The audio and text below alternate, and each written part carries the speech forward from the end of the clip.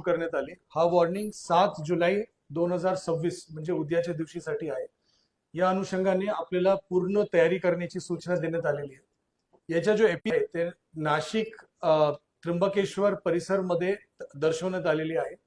ते कदाचित त्र्यंबकेश्वर तालुका मध्ये राहणार आहे आणि या जो एपी सेंटर आहे ते त्र्यंबकेश्वर, इगतपुरी, नाशिक या 3 तालुक्याच्या क्षेत्रामध्ये राहणार आहे। परंतु मोठ्या प्रमाणात पाऊस पडण्याची शक्यता त्याच्याशिवाय आपले नाशिक तालुका, पेठ तालुका, दिंडोरी तालुका आणि जो पूर्ण आपला पश्चिम पट्टा आहे त्याच्यामध्ये कळवण, त्याच्यासोबत सटाणा, बागलाण या सर्व तालुक्यामध्ये पण पाऊस मोठ्या प्रमाणात पडणार आहे। परंतु एक्स्ट्रीम हेवी रेनफॉल जो आहे शॉर्ट ड्युरेशन मध्ये ज्यांना आपण क्लाउड बस्ट म्हणतो त्याचा जो अंदाज आहे ते बेसिकली त्र्यंबकेश्वर, इगतपुरी आणि नाशिक या जो नाशिक शहराचे जो पश्चिम भाग आहे त्या ठिकाणी दर्शवण्यात आलेला आहे। जसे जसे वेदर मॉडेल्स अजून डेव्हलप होतील आणि अजून आपल्याला हवामानचे इशारा मिळेल तशा आपल्याला अजून ॲक्युरेटली लक्षात येणार आहे की नेमकी कुठे आपल्याला जास्त लक्ष देण्याची गरज आहे। सन्माननीय मुख्यमंत्री महोदयांनी आज सकाळी जो बैठक घेतली त्याच्यामध्ये स्पष्ट निर्देश दिलेले आहे की लागणारे सर्व अनुषंगाने गोष्टीच्या नियोजन आपल्याला करायचे आहे। त्याच्या अनुषंगाने साहेबांचे दिलेले निर्देशानुसार खालील प्रमाणे या ठिकाणी नियोजन करण्यात येत आहे। नंबर 1 की उद्याच्या दिवशी नाशिक शहर वगळून नाशिक शहरच्या संदर्भामध्ये म्हणजे पाऊस राहणार आहे, परंतु त्याचा जो स्थानिक नियोजन आहे नाशिक शहर महानगरपालिकाचे सन्मान्य महापौर आणि सन्मान्य मनपा आयुक्त आज करणार आहे।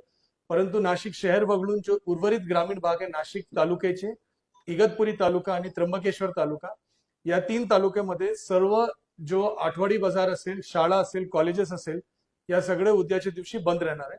सर्व लोकांना माझी सूचना आहे, विनंती आहे की उद्या जोरात पाऊस असण्याची शक्यता असल्यामुळे सर्व शेतकरी बांधवाला पण विनंती आहे की आपण शेतात जाण्याचा विषय उद्या टाळावा।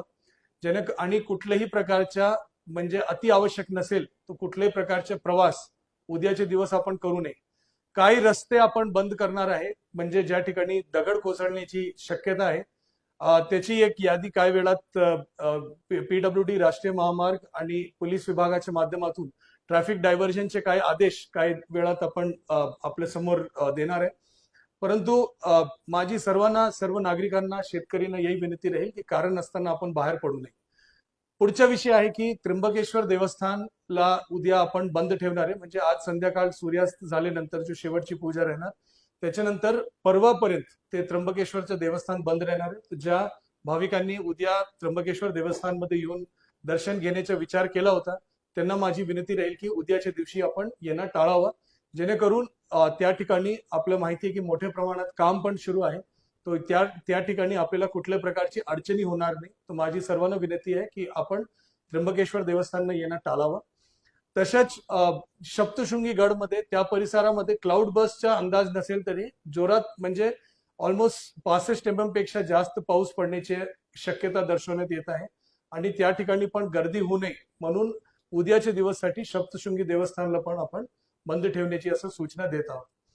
त्याच्या व्यतिरिक्त आपल्याकडे ज्या लो लाईंग रिजन्स आहेत, ज्या ठिकाणी flood prone low lying regions आहेत त्या गावाची यादी आणि त्या लोकेशन्स आपण सांगितलंय। परंतु याच्यामध्ये मेजर अडचणी कुठे येतोय, ज्या ठिकाणी आपल्याकडे फ्री फ्लोईंग नदी आहे म्हणजे पहिला बंधारा आणण्याच्या पूर्वीचे फ्री फ्लोईंग नदी, जिल्हा परिषद आणि लघु पाटबंधारे विभागाला असं सूचना देण्यात आली आहे की जो फ्री फ्लोईंग नदी आणि छोटे बंधारे आहे ज्या मोठ्या प्रमाणात पाणीचा प्रेशर आला तर ते फुटण्याची शक्यता असते, त्याचे गेट कृपा करून उघडून ठेवावा असं त्याला सूचना अगोदरच देण्यात आलेला आहे।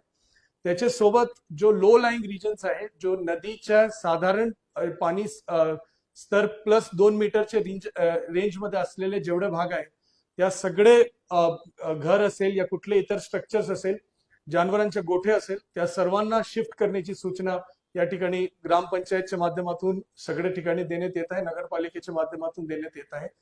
यदि पाणी फ्लोला कुठल्या प्रकारची अडथळा असेल तर त्याला आता आज दुपारी स्वच्छ करून घेण्यासाठी सर्व नगरपालिकेला, ग्रामपंचायतला सूचना देण्यात आलेल्या आहे की पाणी फ्लोला कुठल्याही प्रकारचा बाधा राहू नये आणि पाणीचं डायरेक्शन असा असावा जेणेकरून जास्त पाणी आला तो म्हणजे ते कुठल्या घरामध्ये शिरणार नाही याच्यासाठी सर्वांना सूचना देण्यात आलेल्या आहे। तसेच जो काही स्ट्रक्चर्स अनस्टेबल असेल, ज्यांच्या खाली सबसर्फेस फ्लो असेल त्या ठिकाणी पण त्याला सूचना देण्यात आलेल्या आहे नाशिक जिल्ह्यामध्ये लँडस्लाइड प्रोन विलेज एक भी नाही आहे, परंतु आपल्याकडे ये जो दगड पडतो त्यासारखे काही गाव आणि लोकेशन्स आहे, त्याच्यासाठी सूचना देण्यात आल्या.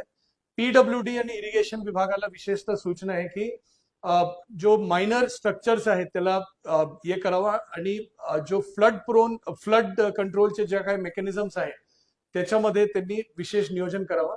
जो कालवा आहे, जो कॅनल्स आहेत त्याला रिकामी ठेवावा, सो दॅट ओव्हरफ्लोचं पाणी त्याच्यामध्ये सोडता येतो, ते ऑटोमॅटिकली तिथून जाणार आहे. हे सगळ्या गोष्टीचं नियोजन या अनुषंगाने करण्यात आलंय.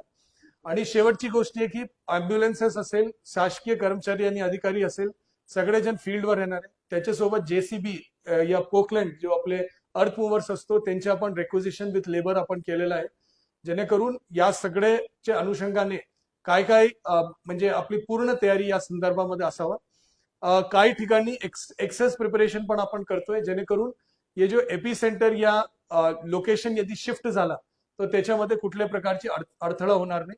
नाशिक ग्रामीण, त्र्यंबकेश्वर, इगतपुरी, पेठ आणि दिंडोरी या 5 तालुक्यामध्ये शाळा आणि कॉलेजेस उद्या बंद राहणार. आठवडी बाजार ओन्ली त्र्यंबकेश्वर, इगतपुरी आणि नाशिक ग्रामीण मध्ये बंद राहणार. आणि कारण नसताना प्रवास टाळण्याची सर्वांना सूचना परत देण्यात येत आहे.